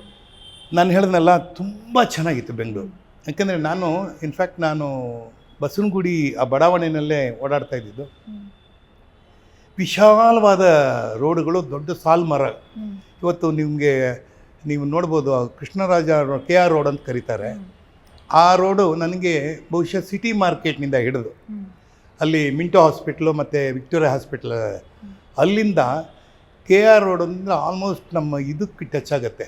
ಸೌತ್ ಎಂಡ್ ಯಡಿಯೂರವರೆಗೂ ಬರುತ್ತೆ ರೋಡು, ಕೃಷ್ಣರಾವ್ ಪಾರ್ಕ್ವರೆಗೂ ಬರುತ್ತೆ. ಸಾಲು ಮರ, ಬರೀ ಮರ, ದೊಡ್ಡ ಮರಗಳು, ದೊಡ್ಡ ಮನೆಗಳು. ಆ ಮೇನ್ ರೋಡೆಲ್ಲ ದೊಡ್ಡ ಮನೆಗಳು. ಆಮೇಲೆ ನ್ಯಾಷನಲ್ ಹೈಸ್ಕೂಲ್ನ ದೊಡ್ಡ ಗಡಿಯಾರ, ಆ ಗಡಿಯಾರ, ಆಮೇಲೆ ಪೋರ್ಟಿಕೋ, ಅಲ್ಲಿ ಬುಲೆವಾರ್ಡ್ ಅಂತ ಇತ್ತು. ತುಂಬ ಚೆನ್ನಾಗಿತ್ತು. 2 ಕಡೆನೂ ಪಾರ್ಕ್ ಇತ್ತು. ತುಂಬ ಅದ್ಭುತವಾದ ಹೂಗಳು ಎಲ್ಲ ಬಿಡೋದು. ನಾವು ಆ ಪಾರ್ಕಲ್ಲೆಲ್ಲ ಕೂತ್ಕೋತಾ ಇದ್ವಿ. ಅಲ್ಲಿಂದ ಸ್ವಲ್ಪ ಪಕ್ಕಕ್ಕೆ ಬಂದರೆ ಲಾಲ್ಬಾಗ್, ಎಡಕ್ಕೆ ಬಂದರೆ ಇದು ರಾಮಕೃಷ್ಣ ಆಶ್ರಮ, ಬಸವನಗುಡಿ ದೇವಸ್ಥಾನ, ಆಮೇಲೆ ಇದು ಗಣೇಶನ ದೇವಸ್ಥಾನ, ಆಂಜನೇಯನ ದೇವಸ್ಥಾನ. ಒಂಥರ ಹಬ್ಬದ ವಾತಾವರಣ. ಆವತ್ತೆಲ್ಲ ತುಂಬ ಹಬ್ಬದ ಕಳೆ ಇತ್ತು. ಆಮೇಲೆ ವಿಶೇಷವಾಗಿ ಸಾಹಿತಿಗಳು, ನೀವು ಯಾವ ಮಾಸ್ತಿ ವೆಂಕಟೇಶ್ ಅಯ್ಯಂಗಾರ್ ಆಗಿರ್ಬೋದು, DV ಗುಂಡಪ್ಪನವರಾಗಿರ್ಬೋದು, ಆಮೇಲೆ ನಮ್ಮ GP ರಾಜರತ್ನಂ ಆಗಿರ್ಬೋದು, ಕೈಲಾಸಮ್ ಆಗಿರ್ಬೋದು, ಅನೇಕ ನಮ್ಮ C ಅಶ್ವತ್ತು, YNK, ಆಮೇಲೆ ಸುಮತೀಂದ್ರ ನಾಡಿಗ್ ಅಂತ ಇದ್ದರು. ಇಂಥ ಸಾಹಿತಿಗಳು ಮತ್ತು ನಾಟಕಕಾರರು, ಕಂಬಾರರು, ಕಾರಂತು, ಲಂಕೇಶು, ಇವರೆಲ್ಲ ಇದ್ದಂಥ ಬಡಾವಣೆ ಅದು. ನಾವು ಅವ್ರ ಸುತ್ತ ಬೆಳೆದ್ವಿ. ನಾವು ತುಂಬ ಸತ್ಯ ಬರುತ್ತೆ. ಅದೊಂದು ವಿಶೇಷವಾಗಿ ನನಗೆ ಇದೈತೆ. ಅವತ್ತಿನ ಬೆಂಗಳೂರು ನೋಡಿದ್ರೆ ಇವತ್ತು ಬೆಂಗಳೂರು ಬೆಳೆದಿದೆ, ಇಲ್ಲ ಅಂತಲ್ಲ. ಎಲ್ಲ ರೀತಿ ಟೆಕ್ನಾಲಜಿಕಲ್ ಆಗಿ ನಾವು ಬೆಂಗಳೂರು ಇಸ್ ಕನ್ಸಿಡರ್ಡ್ ನಾವು ದಿ ರಿಚೆಸ್ಟ್ ಕ್ಯಾಪಿಟಲ್ ಇನ್ ಇಂಡಿಯಾದಲ್ಲಿ. ಹಾಗೆ ಸೌತ್ ಏಷ್ಯಾದಲ್ಲೇ ಅತಿ ವೇಗವಾಗಿ ಬೆಳೀತಾ ಇರೋರು ಅಂದರೆ ಬೆಂಗಳೂರು ಅಂತ ಹೇಳ್ಬೋದು. ಎಸ್ ಸರ್, ಹಂಗೆ ಶುರುವಾದಂತಹ ಜರ್ನಿ ಹೆಂಗೆ ಬಣ್ಣದ ಬದುಕಿಗೆ ಹೆಂಗೆ ಎಂಟ್ರಿ ಕೊಟ್ರಿ? ಬಾಲ್ಯ ಹೆಂಗಿತ್ತು? ಎಜುಕೇಶನ್ ಸಿಸ್ಟಮ್ ಹೆಂಗಿತ್ತು? ಏನು ಓದಿದ್ದೀರಾ ನೀವು? ಬಾಲ್ಯದಲ್ಲಿ ಹೇಗೆ ತುಂಟನ ಹೆಂಗೆ ಏನೇನು ನೆನಪಿದೆ ಬಾಲ್ಯ ಅಂತ? ತುಂಬ ನೆನಪಿದೆ ಹೇಳಿ. ನನಗೆ ತುಂಬ ನೆನಪು ಬರೋದೇನೆಂದರೆ, ನಾನು ಯಾರನ್ನು ನೆನೆಸ್ಕೊತೀನೋ ಬಿಡ್ತೀನೋ, ನನ್ನ ಹೆತ್ತ ತಾಯಿ ವಿಜಯಮ್ಮ, ನಮ್ಮ ಅಪ್ಪನ ಹೆಸರು ಕೃಷ್ಣಸ್ವಾಮಿ. ನನಗೆ ಒಬ್ಬ ಅಣ್ಣ ದೇವನಾಥನ್ ಅಂತ, NK ದೇವನಾಥನ್ ಅಂತ. ಅವರು LNTನಲ್ಲಿ ಕೆಲಸ ಮಾಡಿದ್ರು. ನಮ್ಮಪ್ಪ ಇಂಜಿನಿಯರ್ ಓದಿಸಿದ್ರು ಮೈಸೂರಲ್ಲಿ, ನ್ಯಾಷನಲ್ ಇನ್ಸ್ಟಿಟ್ಯೂಟ್ ಆಫ್ ಟೆಕ್ನಾಲಜಿ ಅಂತ. ಆಗಲೇ 65 ನಾನು ಹೇಳ್ತಾ ಇರೋದು, 65ರಲ್ಲಿ. ನಾವು ಬೆಂಗಳೂರು ಬಂದಿದ್ದು 54ರಲ್ಲಿ. 65ರೊಳಗೆ ನಾವು ಸ್ವಲ್ಪ ನಮ್ಮ ಬದುಕು ಸ್ವಲ್ಪ ಸುಧಾರಿಸ್ಕೊಂಡ್ಬಿಟ್ಟಿತ್ತು. ಆದರೆ ನಾನು ಮಿಡ್ಲ್ ಸ್ಕೂಲ್ ಸೇರಬೇಕಾದ್ರೆ ನಾನು ಹೇಳಿದ್ನಲ್ಲ 20 ರೂಪಾಯಿ ಸಂಬಳ ನಮ್ಮ ಅಪ್ಪನಿಗೆ, ಅದರಲ್ಲಿ ಫೀಸ್ ಕಟ್ಟಬೇಕಾಗಿತ್ತು. ನಾನು ಯಾವಾಗಲೂ ಸ್ಕೂಲ್ ಬಿಟ್ಟರೆ ಓಡಿ ಬಂದುಬಿಡ್ತಾಯಿದ್ದೆ. ನಮ್ಮ ಅಲ್ಲೊಂದು ಯಾವುದೋ ಒಂದು ಚಿಕ್ಕ ಸ್ಕೂಲ್ ಇತ್ತು. ನಮ್ಮಮ್ಮ ಏನು ಮಾಡೋದು, ಅದು ಫ್ರೀ ಸ್ಕೂಲ್ ಅದು. ಅಲ್ಲೋಗಿ ಸೇರಿಸಿದ್ರೆ ನಾನು ಹತ್ಕೊಂಡು ಬಂದುಬಿಡ್ತಾಯಿದ್ದಂತೆ. ಸರಿ, ಅದಾದಮೇಲೆ ಏನು ಮಾಡೋದು, ಹೀಗೆ ಮಾಡ್ತಾನೆ, ಹೆಂಗಾದರೂ ಮಾಡಿ ಕಷ್ಟದಲ್ಲಿ ಮಕ್ಕಳಿಗೆ ವಿದ್ಯಾಭ್ಯಾಸ ಕೊಡಬೇಕಲ್ಲ ಅಂತ ಹೇಳಿದಾಗ ಫೀಸ್ ಕೇಳಿದ್ದಾರೆ, ಎಲ್ಲ ಕೇಳಿದ್ದಾರೆ. ಅಲ್ಲಿ ಎದುರುಗಡೆ ಇವರು ಇದು ಸರಸ್ವತಿ ಮಾಮಿ ಅಂತ, ನಾನು ಮಾಮಿ ಅಂತಲೇ ಎಲ್ಲರೂ ಕರೀತಾರೆ. ನಮ್ಮ ಈ ಹಿಂದೂ ಸಿಸ್ಟಮಲ್ಲಿ ಮಾಮ ಮಾಮಿ ಅಂದರೆ ಅಂಕಲ್ ಆ್ಯಂಡ್ ಆಂಟಿ ಅಂತ ಕರೆಯೋದು. ಯಾರನ್ನೇ ಆದರೂ ಕೂಡ ಮಾಮ ಮಾಮಿ ಕರೀತಾರೆ. ಸೊ ಅದಕ್ಕೆ ಅಡ್ಜೆಕ್ಟಿವ್ ಅಂದರೆ ಸರಸ್ವತಿ ಅಂತಂದರೆ ಸರಸ್ವತಿ ಮಾಮಿ, ಲಕ್ಷ್ಮೀ ಮಾಮಿ ಅಂತ ಅಂದ್ಬಿಟ್ಟು. ಸೊ ಅವ್ರಿಗೆ 4 ಜನ ಮಕ್ಕಳಿದ್ರು, 4-5 ಜನ ಮಕ್ಕಳು. ಅವರು ಈ ಸುಬ್ಬಮ್ಮನ ತಂಗಿ, ನಾವು ಯಾವ ಮನೇಲಿ ಇದ್ವೋ ಅವರ ತಂಗಿಯವರು. ಅವರು ತುಂಬ ಒಳ್ಳೆ ಇವರು. ಅವರ ಯಜಮಾನರು ಕೃಷ್ಣಮೂರ್ತಿ ಅಂತ, ಕರ್ನಾಟಕ ಇದು FKICC ಅಂತಿದೆ, ಫೆಡರೇಷನ್ ಆಫ್ ಕರ್ನಾಟಕ ಇಂಡಸ್ಟ್ರಿ ಅಂತೆಲ್ಲ ಇದೆ, ಅಲ್ಲಿ ಡೆವಲಪ್ಮೆಂಟ್ ಆದದ್ದು. ಅಲ್ಲಿ ಅವರು ಹೆಡ್ ಆಗಿದ್ದರು. ಅವರು ತುಂಬ ಅನುಕೂಲವಂತರಾಗಿದ್ದರು. ಆವಾಗ ಏನು ಮಾಡಿದ್ರು, ನಮ್ಮಮ್ಮ ಹೋಗಿ ಕೇಳಿದಾಗ, ಆಯಿತು ಬರೇ ಏನಂತೆ, ಒಂದು 10 ರೂಪಾಯಿ 10ನೇ ಫೀಸು ನಾನು ಕಟ್ತೀನಿ ಬಿಡು, ಹೀಗಿದ್ರು ನನ್ನ ಮಗಳು ಇದ್ದಾಳೆ ಗೀತಾ, ಅವಳ ಜೊತೆಗೆ ಇವನು ಕರ್ಕೊಂಡೋಗ್ತಿಂತ ನ್ಯಾಷನಲ್ ಮಿಡ್ಲ್ ಸ್ಕೂಲಲ್ಲಿ ಹೋಗಿ ಸೇರಿಸಿದ್ರು. ಯಾಕೆಂದರೆ ನಮ್ಮ ಅಪ್ಪನಿಗೆ ಬರೋ ಸಂಬಳದಲ್ಲಿ 20 ರೂಪಾಯಿ 10 ರೂಪಾಯಿ ಕೊಟ್ಬಿಟ್ರೆ 10 ರೂಪಾಯಿ ಬಾಡಿಗೆ ಹೆಂಗೆ ನಡೆಸೋದು ಅಂತ ಅವತ್ತು ಆ ಸರಸ್ವತಿ ಮಾಮಿ ಸೇರಿಸಿದ್ದು. ನಾನು ಆ ಒಂದು ನ್ಯಾಷನಲ್ ಮಿಡ್ಲ್ ಸ್ಕೂಲಲ್ಲಿ ಓದಿ ಅಲ್ಲಿಂದ ನ್ಯಾಷನಲ್ ಹೈಸ್ಕೂಲ್ಗೆ ಬಂದು ನ್ಯಾಷನಲ್ ಕಾಲೇಜಲ್ಲೇ ನಾನು BSc ಪದವೀಧರನಾಗಿ, ಅಲ್ಲಿ ವೈಸ್ ಪ್ರೆಸಿಡೆಂಟ್ ಆಗಿ, ಸ್ಟೂಡೆಂಟ್ ಯೂನಿಯನ್ ಲೀಡರ್ ಆಗಿ ಹೊರ ಬಂದೆ. ಇದಕ್ಕೆಲ್ಲ ಅನುಕೂಲ ಆಗಿದೆ ಅಂತಂದ್ರೆ 1ನೇ ಕ್ಲಾಸಲ್ಲೇ ನಿಮಗೆ ಸಣ್ಣ ಮಗುವಿಂದನೇ ನಿಮ್ಗೆ ಆ ನಾಯಕತ್ವ. ಯಾಕೆಂತಂದ್ರೆ ಅದು ಇನ್ಬಾರ್ನ್, ನಮಗೆ ಅದೇನೋ ಹೇಳ್ತಾರೆ ಇನ್ಬಾರ್ನ್ ಬಂದ್ಬಿಡ್ತು. ನಾನು ಎಲ್ಲೋದ್ರು ನಾನೇ ಎಸ್ ಅಂತ ಹೇಳೋದು. ದಟ್ ಈಸ್ ಬಿಕಾಸ್ ಆಫ್ ನನ್ನ ತಂದೆಯ ಜೀನು. ನಮ್ಮ ತಂದೆ ಯಾವತ್ತು ಯಾರ ತಲೆ ತೆಗಿಸಿ ಕೂತವ್ರೆ ಅಲ್ಲ, ಯಾವಾಗ ತಲೆ ಎತ್ಕೊಂಡು ಓಡಾಡೋವ್ರೆ. ಯಾವತ್ತು ಯಾರಿಗೂ ಸರೆಂಡರ್ ಆಗಿಲ್ಲ, ಸುಳ್ಳು ಹೇಳ್ತಾ ಇರಲಿಲ್ಲ, ಆಮೇಲೆ ಇನ್ನೊಬ್ರು ದುಡ್ಡು ಕದೀತಾ ಇರಲಿಲ್ಲ. ಅದು ನಮ್ಮ ತಂದೆಯ ಪ್ರಿನ್ಸಿಪಲ್. ಅದು ಆವಾಗಲೇ ನನ್ನ ತಂದೆ ನನಗೆ 2 ಮಾತನ್ನು ಅಂದರೆ ವಾಕ್ಯಗಳನ್ನ ಹೇಳಿದ್ದನ್ನು ಮರೆಯೋದೇ ಇಲ್ಲ. ಒಂದು, take care of paisa, rupee will take care of itself. Show me your friend, I will tell what you are. ನೀನು ಪೈಸೆಗೆ ಗೌರವ ಕೊಟ್ಟರೆ ಅದೇ ರೂಪಾಯಿ ಆಗಿಬಿಡುತ್ತೆ. ನಿನ್ನ ಸ್ನೇಹಿತ ಯಾರು ಅಂತ ನೀನು ಹೇಳಿದ್ರೆ ನಿನ್ನ ಕ್ಯಾರೆಕ್ಟರ್ ಏನು ಅಂತ ನಾನು ಹೇಳ್ತೀನಿ. ಇವೆರಡೂ ನನ್ನ ಜೀವನದಲ್ಲಿ ಯಾವಾಗಲೂ ಕಾಯಿನಾಗ್ತಾನೇ ಇರುತ್ತೆ. ಅದರಿಂದ ನನ್ನ ಸ್ನೇಹ ಆಗಲಿ, ನನ್ನ ದುಡ್ಡು ಕಾಸು ವ್ಯವಹಾರದಲ್ಲಾಗಲಿ ತುಂಬ ಹುಷಾರಾಗಿರ್ತೀನಿ. ಇದನ್ನು ನಾನು ಕಲಿಸ್ಕೊಟ್ಟಿದ್ದು ನಮ್ಮ ತಂದೆ. ವಿನಯವನ್ನು ಕಲಿಸ್ಕೊಟ್ಟಿದ್ದು ನಮ್ಮ ತಾಯಿ. ಎಲ್ಲಿದ್ದರೂ ಯಾರೇನಾದರೂ ಆಯ್ತಮ್ಮ ಹಂಗೆ ಅಂತ ಇದ್ದಿದ್ದು ನಮ್ಮ ತಾಯಿ. ಯಾವತ್ತೂ ಯಾರಿಗೂ ಎದುರು ಮಾತಾಡಿಲ್ಲ, ಜಗಳ ಆಡ್ತಾ ಇರಲಿಲ್ಲ. ಎಲ್ಲರ ಜೊತೆ ಬೆರೆತ್ಕೊಂಡು ಹೆಂಗೋ ಸಂಸಾರ ಮಾಡಿಕೊಂಡು ಇದ್ದ ದುಡ್ಡಲ್ಲೇ ಅಡ್ಜಸ್ಟ್ ಮಾಡಿ ಮನೆಯನ್ನು ನಡೆಸಿದಂಥ ದೊಡ್ಡ ಕೀರ್ತಿವಂತೆ ತಾಯಿ ಅಂದರೆ ನಮ್ಮ ತಾಯಿ. ಏನೇ ನೆನಪಾಗುತ್ತೆ ಅಮ್ಮ ಅಂತ ಬಂದಾಗ? ಎಲ್ಲ ನೆನಪಾಗುತ್ತೆ. ಅದ್ಭುತವಾದ ಒಂದು ಕರುಣಾಮಯಿ ಕ್ಷಮೆಯಾದ ರೀತಿಯಿಂದ ನಮ್ಮ ತಾಯಿನೇ. ಯಾಕೆಂದರೆ ಆಕೆಗೆ ಏನು ಗೊತ್ತಿರಲಿಲ್ಲ. ಒಂದು ದಿವಸನೂ ಚಪ್ಪಲಿ ಹಾಕೊಂಡು ಓಡಾಡಿದ್ದು ನಾನು ನೋಡಿಲ್ಲ. ಅವ್ರಿಗೆ ಒಂದು ದಿವಸ ಚಪ್ಪಲಿ ಅಂಗಡಿ ಹೋಗಿ ಚಪ್ಪಲಿ ಹಾಕಿದ್ದೇ ನೋಡಿಲ್ಲ ನಾನು. ಯಾಕೆ? ಅದೇನೋ ಗೊತ್ತಿಲ್ಲ. ಅವ್ರು ಬರೀಗಾಲಲ್ಲೇ ನಡೆಯೋರು, ಎಲ್ಲ ಹೋದರೂ ಬರೀಗಾಲಲ್ಲಿ ನಡೆಯೋರು. ಬರೀ ಅದು ಆಮೇಲೆ ಅವರು 95 ವರ್ಷ ಇದ್ರು. ಅವರು ನಮ್ಮ ತಾಯಿಗೆ ಈಜು ಬರ್ತಾಯಿತ್ತು, ಈಜು ಮಾಡ್ತಾಯಿದ್ರು. ಅಡುಗೆ ಅಂತೂ ಸೂಪರ್. ಅವರಷ್ಟು ಚೆನ್ನಾಗಿ ಅಡುಗೆ ಮಾಡಿದವರು ನಾನು ನಿಜವಾಗ್ಲೂ ನಾನು ಇವತ್ತು ಇಲ್ಲಿ ಬಂದಾಗ ಇಡ್ಲಿ ವಡೆ ಎಲ್ಲ ತಿನ್ನಲ್ಲ, ಅದು ರುಚಿಲ ಬಂತು, ಅದು ನನ್ನ ಜೀನಲ್ಲಿದೆ ಅಂದರೆ ಅದಕ್ಕೆ ಮುಖ್ಯವಾದ ಕಾರಣ ನಮ್ಮ ತಾಯಿ. ಸೊ ಹೀಗಾಗಿ ನಮ್ಮ ತಾಯಿಯ ಒಂದು ವಿನೀಯತೆ, ನಮ್ಮ ತಂದೆಯ ಒಂದು ದೃಢತೆ, ಮತ್ತು ನನ್ನ ಅಣ್ಣ ಮತ್ತು ತಂಗಿಯರ ಒಂದು ಸಹನೆ, ತುಂಬ ಸಹನೆ. ನಮ್ಮ ಕುಟುಂಬದಲ್ಲಿ ಎಲ್ರಿಗೂ ಸಹನೆ ಜಾಸ್ತಿ. ಒಬ್ರನ್ನೊಬ್ರು ಬಿಟ್ಕೊಡದೆ ಒಗ್ಗಟ್ಟಾಗಿರಬೇಕು. ಅಂದರೆ ಕೂಡಿ ಬಾಳಿದರೆ ಸ್ವರ್ಗ ಸುಖ ಅಂತ ಹೇಳಿ ಇವತ್ತಿಗೂ ನಾವು ಒಂಥರ ಜಾಯಿಂಟ್ ಫ್ಯಾಮಿಲಿಯಾಗೇ ಇದ್ದೀವಿ. ಅದರಿಂದ ಆ ಒಂದು ತೃಪ್ತಿನ ಕೊಟ್ಟಿದ್ದು ನಮ್ಮ ತಾಯಿ ಅಂತ ಹೇಳ್ತೀವಿ. Super sir. ಎಲ್ಲೂ ಈಗ ತಂದೆ ಅಂತ ಬಂದಾಗ ಅವರು ಆರ್ಮಿಗೆ ಹೋದ್ರು, ಅಲ್ಲಿ ನಮ್ಮ ದೇಶಕ್ಕೋಸ್ಕರ ಹೋರಾಡಿ ಬಂದಂಥವ್ರು. ಅದೊಂಥರ ನಮ್ಗೆ ಹೆಮ್ಮೆ ನಿಮ್ಮ ತಂದೆ ಬಗ್ಗೆ ಮಾತಾಡುವಾಗ. ಅಲ್ಲೆಲ್ಲೂ ಕೂಡ ಬಣ್ಣದ ನಂಟು ಇರಲೇ ಇಲ್ಲ. ಸೊ ನಮ್ಮ ಸುಂದರ್ರಾಜ್ ಸರ್ಗೆ ಬಣ್ಣದ ಕನೆಕ್ಷನ್ ಹೇಗಾಯಿತು, ಯಾಕಾಯಿತು? ತಾಯಿನೇ. ಯಾಕೆಂದರೆ ನಮ್ಮ ತಾಯಿ ಅವ್ರಿಗೆ ಸಿನಿಮಾ ಅಂದರೆ ತುಂಬ ಹುಚ್ಚು. ಅಂದರೆ ನಮ್ಮ ತಾಯಿ ಕಡೆ ಎಲ್ರಿಗೂ ಹಾಗೆ. ಅದು ನನ್ನ 4 ಜನ ಮಾಮಂದ್ರು ನನಗೆ, ರಂಗ ಮಾಮ, ಪಟ್ಟು ಮಾಮ, ಆಮೇಲೆ ರಾಮು ಮಾಮ, ಕಣ್ಣ ಮಾಮ ಅಂತ. ಅಂದರೆ ಅವ್ರ ಹೆಸರೆಲ್ಲ ಹೆಂಗೆ ಕಸ್ತೂರಿ ರಂಗನ್ ಅಂತ ನಮ್ಮ ದೊಡ್ಡ ಮಾಮ, ಅಂದರೆ ನಮ್ಮ ತಾಯಿಗೆ ನೆಕ್ಸ್ಟು. ಅದನ್ನು ನೆಕ್ಸ್ಟು ಶ್ರೀನಿವಾಸನ್ ಅಂತ ನಮ್ಮ 2ನೇ ಮಾಮ. 3ನೇದು ರಾಮಸ್ವಾಮಿ ಅಂತ, ಅದು ಇನ್ನೊಂದು 4ನೇದು ಕೃಷ್ಣಸ್ವಾಮಿ ಅಂತ. ಅದಾದಮೇಲೆ ಇಂದ್ರ ಅಂತ ನಮ್ಮ ತಾಯಿ ತಂಗಿ. ನಮ್ಮ ತಾಯಿ ತಂಗಿ ಹುಟ್ಟುವಾಗ ನಮ್ಮ ಅಜ್ಜಿ ಗರ್ಭಿಣಿ. ಆ ಗರ್ಭಿಣಿ ಆಗ್ಲಿಕ್ಕೆ ನಮ್ಮ ತಾತ ತೀರ್ಕೊಂಡ್ಬಿಡ್ತಾರೆ. ನಮ್ಮ ತಾತ ತೀರ್ಕೊಂಡ ನಂತರ ಈ ಮಗು ಹುಟ್ಟುತ್ತೆ, ಅಂದರೆ ಇಂದ್ರ ಅವರು ಹುಟ್ಟುತ್ತಾರೆ. ಇಡೀ ಕುಟುಂಬದ ಜವಾಬ್ದಾರಿ ಎಲ್ಲ ನಮ್ಮ ಮೊದಲನೇ ಮಾಮ ಇದ್ದಾರಲ್ಲ ಕಸ್ತೂರಿ ರಂಗ ಅಂತ, ಅವ್ರ ಮೇಲೆ ಬರುತ್ತೆ. ಆಗ ಅವರು ನಮ್ಮ ತಾತ ರೈಲ್ವೇಸಲ್ಲಿ ಕೆಲಸ ಮಾಡ್ತಾ ಇರ್ತಾರೆ, ಇಂಡಿಯನ್ ರೈಲ್ವೇಸಲ್ಲಿ ಆ್ಯಸ್ ಎ ಕ್ಲರ್ಕ್ ಆಗಿ. ಸೊ ಆ ಕೆಲಸ ಅವ್ರು ಕೊಡ್ತಾರೆ. ಸೊ ಆ ಕೆಲಸ ಕೊಟ್ಟ ಮೇಲೆ ಇಡೀ ಕುಟುಂಬದ ಜವಾಬ್ದಾರಿನ ಹೊತ್ತಂದವರು ನಮ್ಮ ಮಾಮ. ನಮ್ಮ ಮಾಮ ಇದ್ದಾಗಲೇ ನಮ್ಮ ತಾಯಿಗೆ ಮದುವೆ ಆಗುತ್ತೆ. ಕಡೆ ಹುಟ್ಟಿರ್ತಾಳಲ್ಲ ಆವಾಗಲೇ ಮದುವೆ ಆಗುತ್ತೆ. ಇಡೀ ಜವಾಬ್ದಾರಿನ ಹೊತ್ಕೊಂಡು ಒಂದು ಅಕ್ಕನ ಮದುವೆನ ಮಾಡಿಸಿದವರು ಅವ್ರ ತಮ್ಮ. ಸೊ ಅದನ್ನು ನನಗೆ ಯಾವತ್ತೂ ಅವರು ದೊಡ್ಡ ಸ್ಥಾನದಲ್ಲೇ ನೋಡ್ತೀನಿ ಅವ್ರನ್ನ. ಆಗ ಇವ್ರಿಗೆ ಸಿಕ್ಕಾಪಟ್ಟೆ ಸಿನಿಮಾ ಹುಚ್ಚು. ಅದು MS ಸುಬ್ಬಲಕ್ಷ್ಮಿ ಇದು ಸಿನಿಮಾಗಳು ಬರೋದಾಗಲ್ಲ, ದೊಡ್ಡ ದೊಡ್ಡ ಕಲಾವಿದರು ಅವರೆಲ್ಲ. ಆಕೆ ಹಾಡ್ತಾನೂ ಇದ್ದರು, ಅಭಿನಯಿಸ್ತಾನೂ ಇದ್ದರು. ML ವಸಂತ್ ಕುಮಾರ್ ಅಂತ ಕೇಳಿರಬೇಕು, ಅವರು ಸಿನಿಮಾ ನಟಿಯಾಗಿದ್ದರು. ಸೊ ಈ ಸಂಗೀತಗಾರರ ಕುಟುಂಬದಿಂದ ಬಂದಂಥ ನಟ ನಟಿಯರ ಹಾಡುಗಳನ್ನ ಕೇಳ್ತಾ ಇರಬೇಕಾದ್ರೆ ನಮ್ಮ ತಾಯಿಗೆ ಒಂದು ರೀತಿಯ ಆನಂದ. ನಾನು ಗರ್ಭದಲ್ಲಿದ್ದಾಗ, ನಮ್ಮ ತಾಯಿ ಗರ್ಭದಲ್ಲಿದ್ದಾಗ ಎಲ್ಲೋ ನನಗೆ ಕೇಳಿಸಿರ್ಬೇಕು, ಯಾವಾಗಲೂ ಅದು ಬರುತ್ತಂತೆ ಬೈ ಡಿಫಾಲ್ಟ್. ಏನು ತಾಯಿ ಇಷ್ಟಪಡ್ತಾರೆ that is passed on to the child, ಅದು ಬರುತ್ತದು. ಸೊ ಹಾಗಾಗಿ ನಾನು ಚಿಕ್ಕ ವಯಸ್ಸಿಂದಾನೇ ಮಾನೋ ಆ್ಯಕ್ಟಿಂಗ್ ಎಲ್ಲ ಮಾಡ್ತಾಯಿದ್ದೆ. ಅಂದರೆ ಮನೇಲೇ ಆ್ಯಕ್ಟಿಂಗ್ ಎಲ್ಲ ಮಾಡ್ತಾಯಿದ್ದೆ. ನನಗೂ ಸಿನಿಮಾ ಅಂದರೆ ಭಾಳ ಹುಚ್ಚು. ಸಣ್ಣ ವಯಸ್ಸಿಂದ ಅಳ್ತಾ ಇದ್ದೆ, ಈಗ ಪಿಕ್ಚರ್ ಕರ್ಕೊಂಡೋಗು ಅಂತ.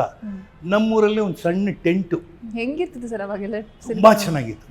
ಯಾಕೆಂದರೆ ಅಲ್ಲಿ ಇವತ್ತೆಲ್ಲ ನಾನು ಅದನ್ನೇ ಭಾಳ ನೋಡ್ತೀನಿ. ಆವಾಗ ನಮಗೆ ಅನುಕೂಲ ಅಷ್ಟಿರಲಿಲ್ಲ, ಅನುಕೂಲ ಮೊದಲಿಂದನೂ ಇರಲಿಲ್ಲ. ಆದರೆ ಎಲ್ಲೂ ನಿರಾಶೆ ಇರಲಿಲ್ಲ. ಅನುಕೂಲತೆ ಬೇರೆ, ನಿರಾಶೆ ಬೇರೆ. ನಮಗೆ ಒಂದು ಐಸ್ ಕ್ಯಾಂಡಿ ತಿಂದ್ರೇ ಅದೇ ಸ್ವರ್ಗ, ಒಂದು ಕಡಲೆ ಮಿಠಾಯಿ ತಿಂದ್ರೇ ಅದೇ ಸ್ವರ್ಗ. ಅದೇ ಥರ ನೆಲದಲ್ಲಿ ಕೂತ್ಕೊಂಡು ಪಿಕ್ಚರ್ ನೋಡಿದ್ರೆ ಅದು ಸೆಕೆಂಡ್ರಿ ರನ್ನು, ಫಸ್ಟ್ ರನ್ನು ಅಲ್ಲ. ಕೆಳಗಡೆ ಕೂತ್ಕೊಂಡು ಮರಳೆಲ್ಲ ಹಾಕಿದ್ರು ನಮ್ಮೂರಲ್ಲಿ. ಮರಳು ಹಾಕಿ ಅದಕ್ಕೆ ಐ ಥಿಂಕ್ ಆವಾಗ 3 ಕಾಸು 4 ಕಾಸು ಏನೋ ಗೊತ್ತಿಲ್ಲ, ಅದು 1 ಆಣೆನೋ ಏನೋ ಇರ್ಬೋದು ಅಂತ ಇಟ್ಕೊಂಡು 2 ಆಣೆ ಕೊಟ್ಟರೆ ಬೆಂಚು, 4 ಆಣೆ ಕೊಟ್ಟರೆ ಕುರ್ಚಿ. ಸೊ 1 ಆಣೆ 2 ಆಣೆ 4 ಆಣೆ ಇದು ಅವತ್ತಿನ ಆಣೆ. ಆಮೇಲೆ ಪೈಸಾ ಬಂದಿದ್ದು ಯಾವಾಗ 1957, 1957ರಲ್ಲಿ ಪೈಸಾ ಬಂತು. ಆವಾಗ ಪೈಸಾ ಅಂತ ಕರಿತಾ ಇರಲಿಲ್ಲ, ನಯಾ ಪೈಸಾ ಅಂತ ಕರಿತಾ ಇದ್ರು, NP ಅವಾಗ. ಆಮೇಲೆ ನಯಾ ಹೋಗಿ ಪೈಸಾ ಆಗೋಯ್ತು. ಇವತ್ತು ಪೈಸಾ ಇದೆ. ನಾನು ಹೇಳ್ತಾ ಇರೋದು ಅದೇ ಹೇಳಿದ್ನಲ್ಲ, 4ನೇ ವರ್ಷ 5ನೇ ವರ್ಷಕ್ಕೆ ಸಿನಿಮಾ ನೋಡಬೇಕು ಅಂದರೆ ನಮ್ಮ ಅಜ್ಜಿನೇ ಕರ್ಕೊಂಡು ಹೋಗೋರು. ಸೊ ಹಳೆಯ ಪಿಕ್ಚರೆಲ್ಲ ನಾನು ಅವಾಗ ಶಿವಾಜಿ ಗಣೇಶನು, MGR, ರಂಜನ್ನು, ನಮ್ಮ ಪೂರ್ತಿ ಅವಾಗೆಲ್ಲ ತಮಿಳ್ ಪಿಕ್ಚರ್ ನೋಡ್ತಾ ಇದ್ದು. ಕನ್ನಡ ಪಿಕ್ಚರು ನನಗೆ ನೋಡೋ ಅವಕಾಶನೇ ಇರಲಿಲ್ಲ. ಬೆಂಗಳೂರಿಗೆ ಬಂದಮೇಲೂ ನಾನು ಕನ್ನಡ ಪಿಕ್ಚರ್ ಅಂತ ನೋಡಿದ ಮೊದಲನೇ ಪಿಕ್ಚರ್ ಯಾವುದಪ್ಪ ಅಂದರೆ ಗಾಳಿ ಗೋಪುರ, ರಾಜ್ಕುಮಾರ್ದು ಗಾಳಿ ಗೋಪುರ ನೋಡಿದೆ. ಅದೇ ನನ್ನ ಮೊದಲನೇ ಕನ್ನಡ ಪಿಕ್ಚರ್ ನಾನು ನೋಡಿದ್ದು. ಅದು ಭಾರತ್ ಟಾಕೀಸಲ್ಲಿ. ಇವತ್ತಿಗೂ ನನಗೂ ಭಾಳ ಹೆಮ್ಮೆ ಅಂತಂದರೆ, ನಾನು ಯಾವಾಗಲೂ ಹೇಳ್ತಾ ಇದ್ದೆ, ಭಾರತ್ ಟಾಕೀಸನ್ನು ನಡೆಸ್ತಾ ಇದ್ದದ್ದು ಒಬ್ಬ ಮುಸ್ಲಿಂ ಶರೀಫ್ ಅಂತ. ಅವರು ಅತ್ಯಂತ ಕನ್ನಡದ ಭಕ್ತರು, ದೊಡ್ಡ ಭಕ್ತರು ಅವರು. ಆ ಒಬ್ಬ ಮುಸ್ಲಿಂ ಶರೀಫು ಕನ್ನಡ ಪಿಕ್ಚರ್ನೇ ಓಡಿಸ್ತಾ ಇದ್ರು. ಅಲ್ಲೇನಾದ್ರೂ ನಾವು ಹೋದರೆ ಚಿಕ್ಕ ಚಿಕ್ಕ ಹುಡುಗರಿಗೆ ಏನಾದ್ರು ಪಿಕ್ಚರ್ ನೋಡ್ಕೊಂಡು ಫ್ರೀ ಬಿಟ್ಬಿಡೋರು. ಇದನ್ನು ಲಿಬರ್ಟಿ ಥಿಯೇಟರ್ ಓನರು ಮಾಡೋರು, ಬೇಗಮ್ ಅಂತ ಇದ್ರು. ಅದನ್ನು ನಾನು ಇನ್ನೂ ಮರೆಯೋಕ್ಕಾಗಲ್ಲ. ಸೊ ಇವರೆಲ್ಲ ಒಂಥರ ಐಕಾನಿಕ್ ಫಿಗರ್ಸ್ ನನ್ನ ಲೈಫಲ್ಲಿ. ಸೊ ಹಾಗಾಗಿ ಸಿನಿಮಾ ಮತ್ತು ಇದೆಲ್ಲ ಬಂತು. ಹಾಗೇ ನಾನು ಮಿಡ್ಲ್ ಸ್ಕೂಲಲ್ಲಿ ಹಾಡು ಹೇಳ್ತಾ ಇದ್ದೆ. ನಾನು ಯಾವುದಾದ್ರೂ ಹಾಡು ಹೇಳ್ತಾ ಇದ್ದೆ. ಒಂದು ಅಂದರೆ ಈ ಏನು ನನ್ನ ಸಿನಿಮಾ ಹಾಡುಗಳನ್ನೇ ಹಾಡ್ತಾ ಇದ್ದಿದ್ದು. ಬಾಗಿಲನ್ನು ತೆರೆದು ಸೇವೆಯನ್ನು ಕೊಡುತ್ತಾ, ಅದು ಭಾಗ್ಯದ ಯಾವುದೋ ಭಕ್ತ ಕನಕದಾಸ ಇರ್ಬೋದು, ಅಥವಾ ಗಾಳಿ ಗೋಪುರದಲ್ಲಿ ಯಾರಿಗೆ ಯಾರುಂಟು ಎರವಿನ ಸಂಸಾರ, ನೀರ ಮೇಲನ ಗುಳ್ಳೆ ನಿಜವಲ್ಲ ಹರಿಯೇ, ಇದೆಲ್ಲ ಬಾಯ್ಪಾಠ ಮಾಡ್ಕೊಂಡ್ಬಿಡ್ತಾ ಇದ್ದೆ, ಹಾಡು ಹೇಳ್ತಾ ಇದ್ದೆ. ಇದು ಟ್ಯಾಲೆಂಟ್ಸ್ ಡೇ ಕಾಂಪಿಟೇಷನ್ ಅಂತ ಬರೋದಲ್ಲ, ಅದರೆಲ್ಲ ಭಾಗವಹಿಸ್ತಾ ಇದೆ. ನನಗೊಂದು ಆಸೆ ಏನಂದರೆ ಫ್ಯಾನ್ಸಿ ಡ್ರೆಸ್ ಮಾಡ್ಕೋಬೇಕು ಅಂತ ತುಂಬ ಆಸೆ. ಅನುಕೂಲ ಇಲ್ವಲ್ಲ, ಏನು ಚೀಪೆಸ್ಟ್ ಆಫ್ ದ ಚೀಪ್ ಯಾವುದು ಅಂದರೆ ಕಾಡು ಮನ್ಸಾಗಿ ಏನು ಬೇಕು, ಬರೀ ಎಲೆಗಳು ಬೇಕು, ಬಳಪ ಬೇಕು, ಇದ್ಲು ಬೇಕು, ಇವು ಮೂರು ಸಿಗೋದು. ನಾನೇನು ಮಾಡಿದೆ, ಒಂದು ಹಗ್ಗ ಗಿಗ್ಗ ಕಟ್ಟಿ ಎಲೆಲ್ಲ ಬಿಟ್ಕೊಂಡ್ಬಿಟ್ಟು ಕಟ್ಕೊಂಡ್ಬಿಡ್ತಾ ಇದ್ದೆ. ಆಮೇಲೆ ಬಳಪನ ಮೀಸೆ ಅಂದರೆ ಹಿಂಗೆ ಕೋರೆ ಹಲ್ಲ ಥರ ಎಲ್ಲ ಹಾಕ್ಕೊಂಡು ಮುಖಕ್ಕೆಲ್ಲ ಕಪ್ಪು ಹಚ್ಕೊಂಡ್ಬಿಡ್ತಾ ಇದ್ದೆ. ಹಚ್ಕೊಂಡ್ಬಿಟ್ಟು ಕಾಡು ಮನ್ಸ ಹತ್ರ ಮನೇಲೆಲ್ಲ ಕಾಂಪಿಟೇಷನ್ ಸ್ಕೂಲಲ್ಲಿ ಮಾಡ್ತಾ ಇದ್ದೆ. ಪ್ರೈಸ್ ಗೀಸ್ ಏನು ಕೊಡ್ತಾ ಇರಲಿಲ್ಲ, ಭಾಗವಹಿಸ್ತಾ ಇದ್ದೆ. ಅಂದರೆ ಪ್ರೈಸ್ ಬರಲಿಲ್ಲ ಅನ್ನೋ ನಿರಾಶೆ ಆಗ್ತಾ ಇತ್ತು, ಇಲ್ಲ ಅಂತಲ್ಲ. ಬಟ್ ಎಲ್ಲೋ ಒಂದು ಕಡೆ ಕೆಲವರೆಲ್ಲ ಪೈಲಟ್ ಡ್ರೆಸ್ ಹಾಕೊಂಬರೋರು, ಪೊಲೀಸ್ ಡ್ರೆಸ್ ಹಾಕೊಂಬರೋರು, ಇನ್ಯಾವುದೋ ಒಂದು ಡ್ರೆಸ್ಗಳೆಲ್ಲ ಹಾಕ್ಕೊಂಬರೋರು. ಆದರೆ ಪ್ರಯತ್ನ ಬೇಕು, ಫಲ ಆಮೇಲೆ ಕೊಡ್ತಾನೆ. ಪ್ರಯತ್ನ ಮಾಡೋಣ ಅಂತ ನಾನು ಯಾವಾಗಲೂ, ಅದೊಂದು ನಂದು ಯಾವತ್ತೂ ಇರುತ್ತೆ. ನಾನು ಇನ್ಫ್ಯಾಕ್ಟ್ ಸ್ಪೋರ್ಟ್ಸಲ್ಲಿ ಕೂಡ ನಾನು ಭಾಗವಹಿಸ್ತಾ ಇದ್ದೆ. ಏನಪ್ಪ ಜಾಸ್ತಿ ಮಾಡೋದು ಓಡೋಕ್ಕೇನು ಯಾರು ಹೇಳ್ಕೊಡ್ಬೇಕಾಗಿಲ್ವಲ್ಲ. ಎಷ್ಟು ಲಾಂಗ್ ಡಿಸ್ಟೆನ್ಸ್ ಇತ್ತು, ಸುಸ್ತಿಲ್ಲದೆ ಓಡ್ತಾ ಇದ್ದೆ. ಸೊ ಅದರಲ್ಲಿ 1 ಮೈಲ್ ರೇಸಲ್ಲಿ ಫಸ್ಟ್ ಪ್ರೈಸು, ಆಮೇಲೆ ಲಾಂಗ್ ಜಂಪು, ಹೈ ಜಂಪು, ಆಮೇಲೆ ಏನು ಶಾರ್ಟ್ ಪುಟ್ಟು, ಇದರಲ್ಲೆಲ್ಲ ಪ್ರೈಸ್ ಬರೋದು. ಅಂದರೆ ನಾನು ಹೇಳ್ತಾಯಿದ್ದು ಹೈಸ್ಕೂಲಲ್ಲಿ ಬಂದಮೇಲೆ. ಮತ್ತು ಚಿಕ್ಕ ಹುಡುಗನಾಗಿದ್ದಾಗ ಏನಪ್ಪ ಅಂದರೆ ಈ ಸೈಕಲ್ಲು, ಆಮೇಲೆ ಲಗೋರಿ ಬಾಲ್ ಹೊಡೆಯೋದು, ಅದು ಆಡೋದು, ಕುಂಟೆ ಬಿಲ್ಲೆ, ಈ ಥರದ ಅನೇಕ ಕಳ್ಳ ಪೊಲೀಸು. ಆಮೇಲೆ ಇನ್ನೊಂದು ಕಂಬಿ ಇರೋದು, ಸ್ಟೀಲ್ ಇದ್ರದ್ದು ಕಬ್ಬಿಣದ ಕಂಬಿ, ಅದನ್ನ ನೆಲಲ್ಲಿ ಕಚ್ಕೊಂಡು ಹೋಗೋದು, ಅದೊಂದು ಆಟ. ಅದು ಮಾಡ್ತಾಯಿದ್ದೆ. ಗೋಲಿ, ಬುಗುರಿ. ನಾನು ಇವತ್ತು ಹೇಳ್ತೀನಿ, ನಮ್ಮತನದ ಆಟಗಳದಲ್ಲ. ನಮಗೆ ಇವತ್ತು ಖುಷಿ. ನೀವು ಗಾಂಧಿ ಬಜಾರ್ ಅಂದ್ರಲ್ಲ, ಅಲ್ಲಿ ಒಂದು ಸುಬ್ಬಮ್ಮನ ಅಂಗಡಿ ಅಂತ ಇತ್ತು. ಮನೆ ಇದ್ದಿದ್ದು ಸುಬ್ಬಮ್ಮನ ಮನೆ. ಇನ್ನೊಂದು ಕಡೆ ಹೋಗಿದ್ದೆ ಸುಬ್ಬಮ್ಮನ, ಇವತ್ತಿಗೂ ಫೇಮಸ್ಸು. ಬಸವನಗುಡಿನಲ್ಲಿ HB ಸಮಾಜ ರೋಡಲ್ಲಿ ಸುಬ್ಬಮ್ಮನ ಅಂಗಡಿ ಅಂದರೆ ಎಲ್ಲ ಥರದ ಚಕ್ಲಿ, ಕೋಡ್ಬಳೆ, ಅದು ನಿಪ್ಪಟ್ಟು ಎಲ್ಲ ಸಿಗೋದು, ಮಸಾಲ ಪದಾರ್ಥಗಳು ಸಿಗೋದು, ತರಕಾರಿ ಸಿಗೋದು, ಪ್ಲಸ್ ಈ ಆಟ ಸಾಮಾನೆಲ್ಲ ಸಿಗೋದು. ಅದೊಂದು ವಿಶೇಷವಾಗಿತ್ತದು. ಆ HB ಸಮಾಜ ಚೌಟ್ರಿ ಪಕ್ಕದಲ್ಲಿರೋದು. ಒಂದು ರೀತಿಯಾಗಿ ನನ್ನ ಬದುಕೆಲ್ಲ ಬಾಲ್ಯದಲ್ಲಿ ಹಂಗಾಯಿತು. ಇದಾಯಿತು. ಹೈಸ್ಕೂಲ್ ಬಂದಮೇಲೆ ಸ್ವಲ್ಪ ಸುಧಾರಿಸ್ತು. ಅಷ್ಟೊಂದು ನಾನು ಜಯನಗರಕ್ಕೆ ಶಿಫ್ಟ್ ಆಗಿಬಿಟ್ಟಿದ್ದೆ. ನಾನು ಇದಕ್ಕೆ ಬಂದುಬಿಟ್ಟಿದ್ದೆ, ಜಯನಗರದ ಮನೆಗೆ ಬಂದಿದ್ದೆ. ಅದಕ್ಕೂ ಮುಂಚೆ ನಾನು ಇದೊಂದು ಮರ್ತುಬಿಟ್ಟೆ. ಬಸವನಗುಡಿಯಲ್ಲಿ ಬಾಂಧನವರ ಬೀದಿಯಲ್ಲಿ ಒಂದು 4 ವರ್ಷ ಇದ್ವಿ. 58ಕ್ಕೆ ನಾನು ಹೇಳಿದೆ, 54 ಆದಮೇಲೆ 4 ವರ್ಷ ಆದಮೇಲೆ ಕರ್ಣಿಕರ ರಸ್ತೆ ಅಂತ ಇತ್ತು. ಅದೊಂದು ವಠಾರ, ಅದು ಸ್ವಲ್ಪ ಇಂಪ್ರೂವ್ ಇತ್ತು. ಈ 10 ರೂಪಾಯಿ ಕಟ್ಟಕ್ಕೆ ಸ್ವಲ್ಪ ಇಂಪ್ರೂವ್ ಆದಮೇಲೆ ನಾವು ಒಂದು ಆ ಮನೆಗೆ ಹೋದ್ವಿ. ಅದಕ್ಕೆ 30 ರೂಪಾಯಿನೇ ನಾವು ರೆಂಟ್ ಮಾಡಿನಲ್ಲಿ. ಅವಾಗ ಸಪ್ರೇಟ್ ಕಿಚನ್ನು, ಒಂದು ಹಾಲು, ಸಪ್ರೇಟ್ ಇದು ಸ್ನಾನದ ಮನೆ, ಒಂದು ಟಾಯ್ಲೆಟ್, ಒಂದು ರೂಮ್. ಫಸ್ಟ್ ಇಲ್ಲಿ ರೂಮು ಇಲ್ಲ, ಏನಿಲ್ಲ, ಒಂದರಲ್ಲಿ. ಅಲ್ಲಿ ಒಂದು ಅಡಿಷನ್ ಏನಂದರೆ ಅಡುಗೆ ಮನೆ ಸಪ್ರೇಟ್ ಇತ್ತು, ರೂಮ್ ಸಪ್ರೇಟ್ ಇತ್ತು, ಹಾಲ್ ಸಪ್ರೇಟ್ ಇತ್ತು. ಮಾಡಿ ಹತ್ಕೊಂಡು ಹೋಗ್ಬೇಕಾಯ್ತು. ಅಲ್ಲಿ ಸುಮಾರು 4ನೇ ಕ್ಲಾಸಿಂದ ಒಂದು 7ನೇ ಕ್ಲಾಸ್ವರೆಗೂ ಅಲ್ಲೋದು. ಸೊ ನಾನು ಹೈಸ್ಕೂಲ್ ಬರುವಾಗ ಜಯನಗರ ಶಿಫ್ಟ್ ಆಗಿಬಿಟ್ಟು, ಜಯನಗರಿಗೆ ಅಲ್ಲೊಂದು 2 ವರ್ಷನೋ 3 ವರ್ಷ 61 to 65 ಅಲ್ಲಿದ್ದೆ. ಅದೊಂದು ಥರದ ಲೈಫು. ಅಲ್ಲಿಂದ ನಡ್ಕೊಂಡು ಬರ್ತಾಯಿದ್ದೆ. ಜಯನಗರ 4th T ಬ್ಲಾಕಿಂದ ನಮ್ಮ ನ್ಯಾಷನಲ್ ಹೈಸ್ಕೂಲ್ಗೆ ಬರ್ತಾಯಿದ್ದೆ. ಆಗ ಸ್ವಲ್ಪ ಕಷ್ಟ ಏನಂದರೆ ಬಸ್ ಪಾಸ್ ಇರಲಿಲ್ಲ ನನಗೆ. ಬಸ್ ಪಾಸ್ ಮಾಡಿಸೋದು ಕಷ್ಟ ಆಗಿತ್ತು. ಸೊ ಹೆಂಗೋ ಡ್ರೈವರ್ನ ಫ್ರೆಂಡ್ಶಿಪ್ ಮಾಡ್ಕೊಂಡು ಅವ್ರ ಹಿಂದೆ ನಿಂತ್ಕೊಂಡು ಕೆನ್ನೆಸ್ ಅವ್ರವ್ರಿಗೆ ಹಂಗೆ ಬಂದು ಗೊತ್ತಲ್ಲ, ಆವತ್ತೆಲ್ಲ ಅವ್ರನ್ನೆಲ್ಲ ನೆನೆಸ್ಕೋಬೇಕು ನಾವು. ಯಾಕೆಂದರೆ ಅವತ್ತು ಯಾರು ಅಷ್ಟೊಂದು ಕಂಡೀಷನ್ ಆಗಿ ಯಾರು ಲೈಫಲ್ಲಿ ಇರಲಿಲ್ಲ. ಟಿಕೆಟ್ ತೊಗೊಳ್ಳಿಲ್ಲ, ಹುಡುಗರು ತಾನೇ, ಏನು ಹೆಂಗಂತ ಹೇಳ್ಬಿಡೋರು. ಅದಾದಮೇಲೆ ಕಾಲೇಜಿಗೆ ಬಂದೆ. ಕಾಲೇಜ್ ಬರೋಷ್ಟೊತ್ತು ತಿರ್ಗಾ ಬಸ್ಸನ್ನು ಗುಡಿಗೆ ಬಂದ್ವಿ. ಆವಾಗ ಈಸ್ಟ್ ಆಂಜನೇಯ ಟೆಂಪಲ್ ಸ್ಟ್ರೀಟಲ್ಲಿ ಬಂದ್ವಿ. ಅಲ್ಲಿ ಬಂದಾಗ ನನ್ನ ನಾಟಕದ ಲೈಫ್ ಶುರುವಾಯಿತು. ನನ್ನ ನಾಟಕದ ಲೈಫ್ ಶುರುವಾಯಿತು. ಅಲ್ಲಿ ಹೈಸ್ಕೂಲಲ್ಲೇ ನಾನು ಕಾಲೇಜಲ್ಲೇ 4 ವರ್ಷ ಬೆಸ್ಟ್ ಆ್ಯಕ್ಟ್ರ್. ಸೂಪರ್. ಫಸ್ಟ್ PUCಯಿಂದ ಹಿಡಿದು ಇದರಿಂದ ಈ ಮಧ್ಯದಲ್ಲಿ ಒಂದು ಹೇಳೋದು ಮರ್ತ್ಬಿಟ್ಟೆ. ಹೈಸ್ಕೂಲಲ್ಲಿ ಏನಾಯಿತು, ಅಲ್ಲಿ ಒಂದು ಆಪ್ಷನ್ ಬರುತ್ತೆ, ನೀವು ಡ್ರಾಮೆಟಿಕ್ಸು ಅಥವಾ ಟೈಲರಿಂಗು ತೊಗೊಳ್ಳೋದು ಅಂತ ಬರುತ್ತೆ. ಅದಕ್ಕೆ 20 ರೂಪಾಯಿ. ನಮ್ಮ ತಂದೆ ಹತ್ರ ತಿರ್ಗಾ ಗೊತ್ತಲ್ಲ, ಆ್ಯಸ್ ಯೂಶುವಲ್ ಅಪ್ಪನ ಹತ್ರನೇ ಹೋಗ್ಬೇಕು, ಇನ್ನೇನು ಮಾಡೋದಿಲ್ಲ. ಯಾಕಂದರೆ ದುಡಿಯೋ ಶಕ್ತಿ ಇದ್ದಿದ್ದು ಅವರೊಬ್ಬರಿಗೆ. ನಾನು ಹೋದ ತಕ್ಷಣ ಕೇಳಿದೆ, ಅಪ್ಪ ಈ ಥರ ಟೈಲರಿಂಗ್ ಇದೆ, ಡ್ರಾಮೆಟಿಕ್ಸ್ ಇದೆ, ನಾನು ಟೈಲರಿಂಗ್ ಸೇರ್ಕೊಂಡ್ಬಿಡ್ತೀನಪ್ಪ. ನನ್ನ ತಲೆಯಲ್ಲಿ ನಾನೇ ಟೈಲರ್ ಆಗಿಬಿಟ್ರೆ ನನ್ನ ಬಟ್ಟೆ ನಾನೇ ಹೊಲ್ಕೋಬೋದಲ್ಲ.